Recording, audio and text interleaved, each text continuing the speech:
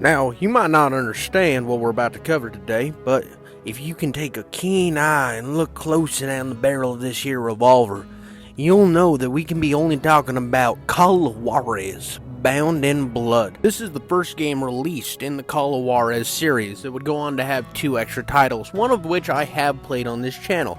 This game, however, starts with a much stronger story emphasis, with the 2 brothers starting off facing death. You then jump into their past, when they started in the Civil War, which is kind of a tutorial area, and I didn't get any footage of because it really wasn't that interesting, but they deserted the Civil War to go find their family's farm, which was getting invaded by the Union, because you start this game off for the Confederacy. The Confederate nations of America will rise again. Type of vibes you're getting right away in this early section. But these 2 care more about their family than they've ever cared about the war or what was going on. It was to protect their homeland, as that's the way they saw it. And if they weren't, if their homeland was going to be invaded back home, they had no sense in actually fighting this war. So they go back to find the farm next to them is completely burned down, and you save your neighbor. And you kind of just see the actual atrocities that went on during the Civil War on both sides. I'm not saying one side was better than the other. Obviously, one was, and they won, and slavery ended. Great, fantastic. Slavery is totally not based. Not a fan. But these early sections of the game, like all games, set as a tutorial on how the rest of the gameplay is going to feel. Now, the shooting in this game feels more dated than just about anything else I've played. Even when I look at Call of Juarez Gunslinger, I see that game as like a timeless masterpiece of fun and Western blast-away gameplay. This game kind of has the same level design when it comes to combat, where you go in on an area with a bunch of cover, and then you run your 6 shooters throughout the game. This has some other like secret details, like when you're playing as Tommy, which is Tommy and Ray are the 2 brothers, Thomas and Ray. And Thomas can throw knives and use a bow. But he only uses a single-shot revolver, and his superpower, which is like your Deadeye, is you use the thumbstick to pull back the hammer and pull the trigger, and you just run through everybody on screen. The other guy is more like the typical Deadeye type thing, where you run your cursor over top of a bunch of enemies, and it highlights a red fucking marking spot. You know, like when you're looking down at a vagina, and you're like, where do I hit it? And it's like, of course you slap the clit. It's kind of like that for Ray, but I actually like Thomas's a little better. I like the fact that you're pulling the joystick back, like you're pulling back the hammer of the revolver, and the speed you run through the enemies, super fun. But the gameplay loop really breaks down to you kill enough enemies until you can use your superpower, and then you do it over again. Another big difference between Ray and Tommy is more mobile. He can jump up on things, he can use a lasso to climb up higher. Ray's more of the walking tank class. You can pick up a Gatling gun and walk around with him, but I never found in the game that you utilize that mechanic enough to justify playing as Ray, because Ray is also an insufferable asshole through this entire game. We'll get to that in due time. I do want to highlight some more combat mechanics in this game. Unlike Call of Juarez Gunslinger, which I feel holds up very well, and it will hold up for a very long time, this game feels like a bad port of Call of Duty. And what do you mean by that, King Jiffy Coats? Well, I'll tell you. I'll juice it right down on your fucking brow. You see how I'm aiming down sights right now? You see how fucking blurry they are and how everything's yellow? It makes the actual gameplay a little schloggy. And also, the auto-aim feature sometimes works, and sometimes it'll like pull you onto something, and it won't even be like directed on the guy, and by the time you figure it out, you're already taking bullets. So everything about the combat in this game is quite clunky, which makes the game quite difficult. Even on the easier settings, this game can be an absolute nightmare. And also, another mechanic I did not like in this game is the breaching a door system. When you breach a door, you get two reticles that are moving in, and the goal here is to shoot your way up, because everything moves in a triangle or orientation.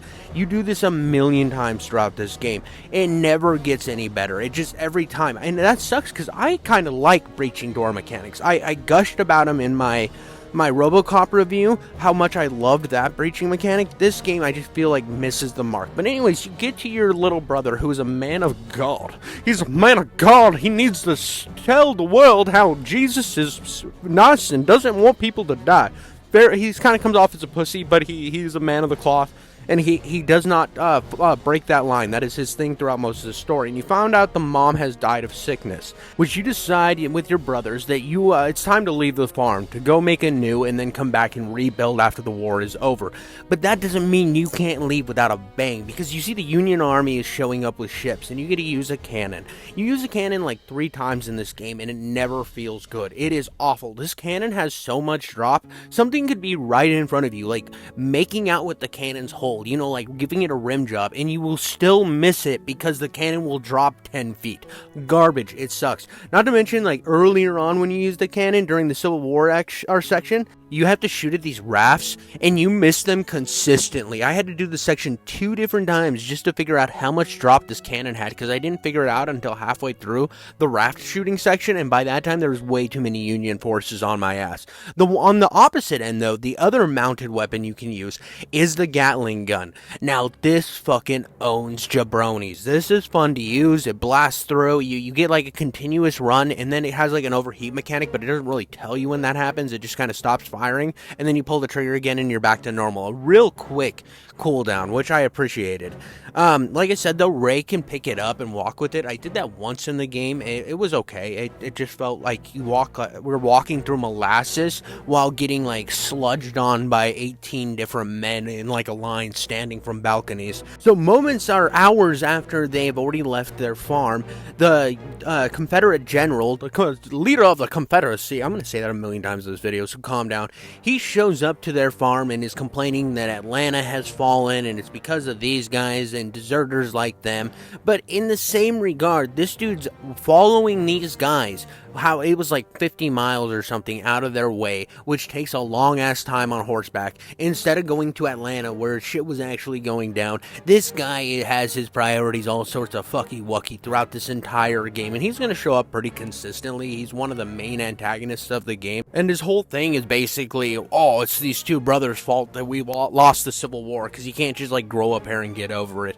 After this, it skips a few years down the road where you're in a little small town with your brother, and the sheriff finds out that Thomas has been plowing his daughter, not his little girl. That would have been weird, but I mean, it is his little girl, but they're probably of age. I don't know, it's the Western time area. But this introduces you to the mechanics of gunfights, and these blow so many cocks and dicks. It's the opposite of licking clits. It is terrible, yet somehow kind of better than Gunslingers, a mechanic of the same regard, but still worse. The main mechanic of this is you gotta move left and right to get somebody right in the eye, your eye range, so that you can hit him with that finisher, just like the end of a porno, because that's how we want all westerns to end, doused in cum. But then your next thing that you're doing is you're using the right joystick to keep your hand from like hovering up above your head like you're Ricky Bobby in an interview. It's constantly infuriating battling these two mechanics, and this is just such a tedious, slow thing that even after you're done, it's always annoying. You do this like 15 times in this game, and each time gets more annoying than the last. Another running story throughout this game is these Apache warriors are trying to, at least the leader of these Apaches, wants to get a bunch of guns to kill the white man. Kill that white man. And then his son is like half white, and he's got blue eyes, and so he wants to do like a different way. But at the same time, they decide to go get the guns, and they're going to meet up with a man known as Juarez, like in the game Call of Juarez. Bum bum bum, roll the credits, baby, juicing on the cheesecake. I don't know. The secondary story, I mean, I really do like Seeing Further, which is the son's name, which is so funny. That anytime they do native names in this type of shit, it's like, Seeing Further, how not know how to see further. I don't know, it's always goofy. But this whole area kind of sets as a running theme throughout this story, because everyone has their own agenda throughout this, which violence is the only answer. And I feel like this game is trying to say, hey, you can step apart from the violence. There's a better way, which is kind of a lame running story, but it kind of fits in this Western motif. This game feels like a spaghetti Western. If you don't know what a spaghetti Western is, oh damn, we got a sexy senorita. And Ray notices too. Wow, this chick is hot, by the way, like really hot. For a video game model, she is one hot Latina. And this whole intro just kind of like brings to the fact that she's going to be super important and she's going to cause problems. Back to my spaghetti western point. This game feels like the spaghetti westerns, which were a thing back in the 60s. You know, Clint Eastwood movies in the western era, like Good, the Bad, and the Ugly and stuff. Movies were cheaper to be made over in Italy, so they were making these American westerns over in Italy, so therefore they were called spaghetti westerns. But right as you start to notice this girl in the bar, these other guys are like, hey, our boss wants to see you. And their boss is this guy that's like blowing up all the mountains looking for this treasure. And they give off like super rapey vibes. So of course you kill all of them. And eventually you decide to meet up with Juarez. And between each level, not only do you get a regular cutscene, but you get one of these like storybook cutscenes. And Juarez is the good dude in the middle here convincing you guys that he's actually pretty based and cool. Which he's not. He sucks. And he hires you to go kill this guy who's blowing up the mountains because he wants to get a bunch of weapons and give them to the natives so that he can get this medallion that will lead him to this great treasure that the brothers are also looking for so that they can rebuild their farm and then go back to living a happy Georgia lifestyle. But this whole area kind of felt like filler, not like filler, but you go and do this stuff and it's just more combat sections. And I have to say though, at the beginning of this section had one of the coolest cutscenes in the entire game. Like, check this shit out. These two brothers standing on this cliffside. One, this is cinematic as hell. Just gorgeous western like perfection right here. And then the one brother's like, I know what to do. We gotta go in there kind of quietly. Are we gonna do that? And they both laugh because they're fucking badasses. Even though Ray's a douchebag. Fucking Thomas W. Riz. And I will get to his W. Riz a little later. But just them laughing it off like going in quietly is a stupid idea. What kind of pussy does that? And then Thomas leans down, pulls out his 6-shooter. Look at this shit. It's like all slow, badass. And then just spits on a dude. Like, we all know that you gotta spit on the pussy before you eat it. But he literally does that in a gunfight. He's spitting on these pussies because he's gonna eat them for fucking lunch. Super cool. And I haven't really got to this, but between each section you choose whether to play as Thomas or Ray. Now, my first playthrough of this game, I played through as kind of both of them bouncing back and forth until I just decided Thomas had more W Riz and went straight with him, which I think is how the game intends you to play it, is to actually pick one of the characters and just run with them the whole game, because anytime you upgrade their weapons, it only stays for that one brother. You don't, like, let's say you buy a nice fast running pistol, the other brother doesn't have it, which kind of sucks because when you jump back to the other brother, it feels like you've gone back 2 levels, and really feels like a regression instead of a progression in the gameplay. Anyhoozle, the whole point of this little section here is Juarez is telling you that the guy who's supposed to outfit them with all these guns is actually been taken captive. And sure enough, when you get down there and actually meet the jabroni who they have captive, it's the Civil War guy from earlier. He's still around. He's still mad that the Confederacy has fallen and the South will rise again. It's like I said, he's a running crackhead throughout this whole story.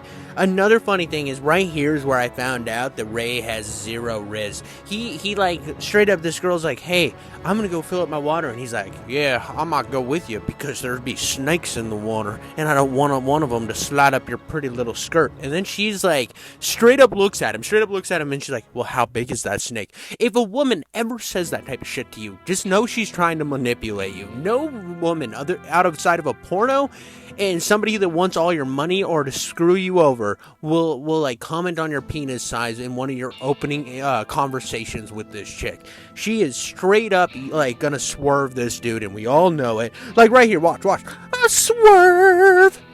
Like, straight up, he has no chance. He can take his scar-lipped, goofy-ass assholeness and walk the fuck away because he has no chance. I can't fault the man for trying, though. Did you just see her assets? She's got so many that she could open up her own fucking credit union. She's got so many great assets. But the real reason that she doesn't want to get with Ray, even though she needs a way out of the controlling world of Juarez, she's in love with Thomas, and we find this out, and Thomas is in love with her. It's just not another fling like earlier in the game with the sheriff's daughter, because they fought over that woman too. Because Race has this thing in his head where he thinks he's like the god of women, when all he does is like make penis metaphors, and he's a dick all the time.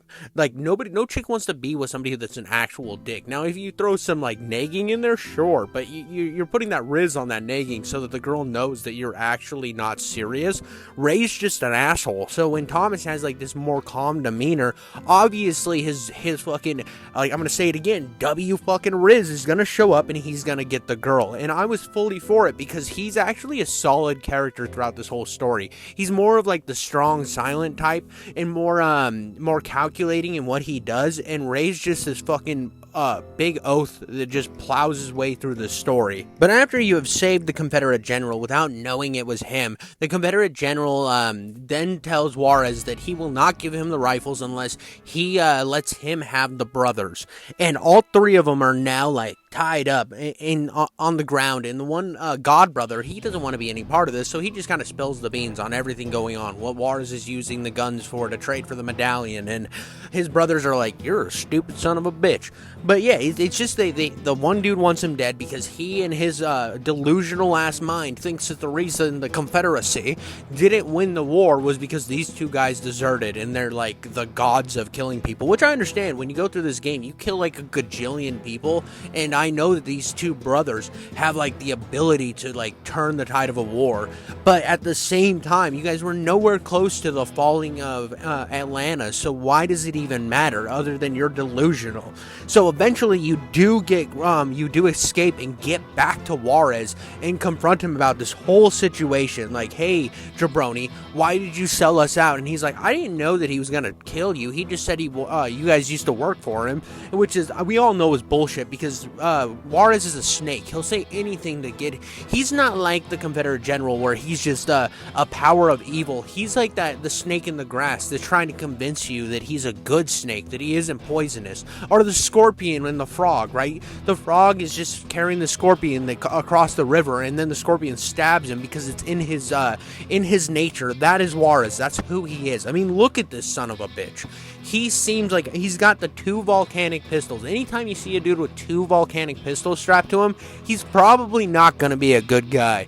I don't know what it is about him that just the perfect character design that you want to believe him, but you also know he's a snake. Maybe it's because he's showing off way too much chest hair. Like, I get it. I have a lot of chest hair, but this guy's like fully frontal nudity chest hair in your face all game. After you kill a bunch of Indians, I don't remember which tribe they were, but yeah, it's the ones before the Navajo in this game, because you don't kill any Apaches. But you basically find out that all of these guns that you were supposed to trade are just non-functioning. They're all crap. So in order to rectify things, Juarez trades his wife, which is the sexy Latina girl, which I at first thought she was like a snake in the grass too, but it seems like Juarez has just been passing her out like her whole life, and then her uncle has been whoring her out too. So her entire existence has been a dealer chip on a poker table, and if you don't know how that works, it's passed around the table consistently, and that makes you kind of feel bad for her. Another running thing is Seeing Further wants this to be all over. He wants this to be done because the whole plan is the medallion and the treasure is cursed, and it makes whoever finds the treasure, like, their people get really sick and die, or chaos breaks out. And so you go and get the medallion, and after on the way to the medallion, you murder like an entire Navajo village to get this thing. Like, straight up genociding a population. You're killing so many Indians. Not only have you killed like half of the Union Army, you've killed like half of a town's law force, and then you kill like half a native population, then to kill half of the Confederate population. In this game, you're just killing everybody, because these boys don't see race, they see murder. That's the only thing they see, is just kill everyone. Like, it's kind of funny, in this part, fucking Seeing Farther is like, we just destroyed their consummated grounds. I didn't know you were gonna do it this way. It's like, really, bro? You've been hanging out with us since like 4 days, 5 days, and all you've done is seen us murder entire groups of people. That's what we're good at, is bringing our guns out and just plowing through people's think holes, right? Bullets plowing through their brains. That's all we do. And after this section, you need to create a distraction so Seeing Further can get the daughter, or not the daughter, the Latina girl out of the camp itself. And you get this final confrontation or not final confrontation, but the first confrontation between the two brothers over this woman, because Ray's like, you stole another woman from me. And it's like, bro, you have negative riz. Obviously, you had no chance. We're in love. Deal with it. You're being a little bitch. And they finally decide they're going to brawl it out. And it's also to create a distraction, but I think that this was just a good time for them to air out their issues with each other. And I really appreciated this. Because instead of just faking a fight to get her out, they actually used it as a moment to create some dialogue between the issues. Then the Civil War guys show up. The Confederate, our holdouts from the war, show up because they want the medallion too. And you guys don't even have the medallion. Your brother has the medallion because Seeing Further was like, he's the coolest guy out of all of you. And then you go and genocide all of the Confederate soldiers, which makes you feel kind of better about murdering all the Indians. I mean, the world is equal now. We have our equilibrium. And I know I mentioned this before, that they don't see race, they see murder. But it was cool because I was like, wow, we haven't killed many Confederate guys yet. I mean, we kind of did when we were escaping from the clutches of the Confederate leader guy, but this time I killed so many people. I mean, just look at me on this Gatling gun. I feel like the outlaw Josie Wales. What a great movie. Fantastic. If you haven't seen it, go watch it. Yeah, make yourself a man or woman of culture, god damn it. You then find out that the Confederate leader has your brother hostage and also has the Seeing Further. And like, there's the moment that's pretty great where you see the realization of all of his faults from the leader of the Apache, which I thought was really cool. His son Seeing Further definitely dies. They just kill him because he really doesn't matter. Because at the end of the day, these brothers are going to do whatever they have to do to get their brother back and the medallion back anyways. So he was just a pawn in their great scheme, and what's the best thing to do with a pawn is sacrifice it. And it's kind of sad. I mean, there was a really sweet moment of it in the game, but you need to play the game and see that for yourself. I don't know how to describe it, but I mean, I could have put it on screen, I guess, but I don't know. I felt like it didn't hold the levity of him standing off looking into the smoke, realizing his downfall of who he was, which I was really disappointed with the kind of how this plays out, because they don't act. You think that the leader of the Apache actually kills the leader of the civil or the Confederate army, but he doesn't. He decides that there's been enough killing and lets the guy go. This fucking mass murdering psychopath that's even more like mass murdering than these two brothers just lets him go because, well, since I let him live, he'll do the right thing. What? It was just such a plot hole and so stupid that I mean, when I was doing this Juarez section, because you go into his like little holdout base and you're trying to save your brother, but little do you know that, or do the brothers know that during this whole time, Juarez is like kind of beating up on the brother and torturing him, which, I mean, obviously they kind of know that that's happening, but he needs to know what the medallion does and the secrets behind it, and the only guy that knows anything about that is the brother, because that's the only person that's Seeing Further had any fucking faith in, because everybody else is a bunch of scumbags, with the exception of Thomas sometimes being kind of cool and based. But after Juarez is beating up on him, the girl, she decides that, or Maria, she decides that she's going to give the little brother a gun and say, hey, you need to protect yourself. They're going to try to kill you, and I want to look out for you. And he's like you looked out for my brothers, but pitting them against each other. And she's like, I didn't mean to pit them against each other. My original plan was Ray. I was going to use him to kill Juarez and then live with Ray for the rest of my life. But then I was like, well, Ray isn't any better than Juarez is. And then she met Tommy and fell in love. And it's like, wow, she actually finally fell in love with somebody. And it's like she has the first bright spot in her life. And you find out that she's actually pregnant with Juarez's kid, which Juarez straight up looks at her and is like, I will keep you around until the baby's born, and then I'm going to put you in a whorehouse so you're pumped and dumped for the rest of your life. And I'm not going to lie, this really worked for her favor, because you start to get her character development, and even this part where you kind of leave Ray high and dry to go save the brother isn't really on Thomas, because in her mind, she heard the little brother get shot. She knows that he fires off the one pistol round, and then she thinks that he gets shot by like a firing squad, when really Ray comes down and shoots all of them, and you get the whole fighting section where you end up standing off against Juarez, and you have to do another fucking gay-ass standoff boss fight, which I've done a million times, and it's a reason I don't put the gameplay in this video anymore, because you've seen it a billion times, and nothing ever changes, and that's my only gripe with this game. As wonderful as the story is, the gameplay was super generic, and the main feature of this game, which is the gunfights, aren't fun to play through. But you get to this final showdown, the one you saw at the beginning of the game, and when you saw, like, earlier, the brother's kind of narrating that he doesn't want his brothers to fight anymore. He's done with this. He just wishes they would just go with the Lord. And the brother stands in front of Ray saying that you'll have to go through me in order to kill them, because they just want to be happy and in love, and they want to turn a corner in their life because they're done with the killing.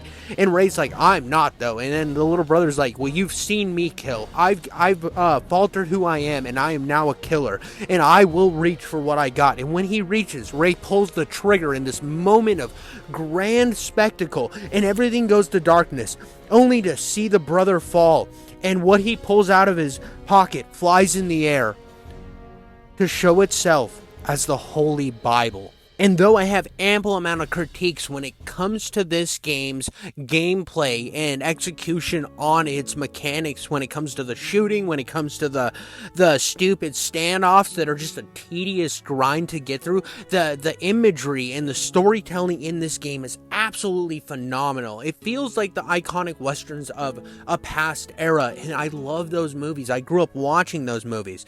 And even though I felt like after this moment it kind of gets lame because the Civil War guy shows back up and you're like, ugh, why are you the antagonist? I felt like the face-off against Juarez was enough for the game to just have this final end-all be-all and be done. But nope, we gotta fucking grind our way through to fight him, because we need to stand off against this douchebag, because just letting him get killed by the Apache warrior for murdering his son wouldn't have been cool enough. No, he has to be let free, and we have to get this moment where the world's just falling down around us because the gold's cursed, and then this guy's a fucking tool bag douche face. I don't know, dude. This was anti-slap clit. I really was like super clit getting slapped, and then this last level was just kind of, I was like, oh, we're still going? I was like, you could have faded to black and like given me something, because this game does do that. It does like one last storybook iteration where you see that after the events of this, Ray becomes a pastor due to his like feeling bad and feeling like a monster, so he decides to walk the footsteps of his little brother, which I thought was really cool. And he ends up being the priest at his brother's wedding, which was also very cool. I mean, I had my brother-in-law be my officiant at my wedding, so I thought that was cool. It was just like, I liked that, but this section I felt was like unneeded. I mean, I get it for like a final act type thing, but I would have rather seen it been Juarez meeting us there. I don't know. At the end of the day, I do think this is a phenomenal story. I think the gameplay kind of misses the mark. I didn't like the main antagonist. I like the side antagonist way better. But that's all I have to say about the game today, guys. I hope you enjoyed my video, and until next time, I love you all. Catch you later.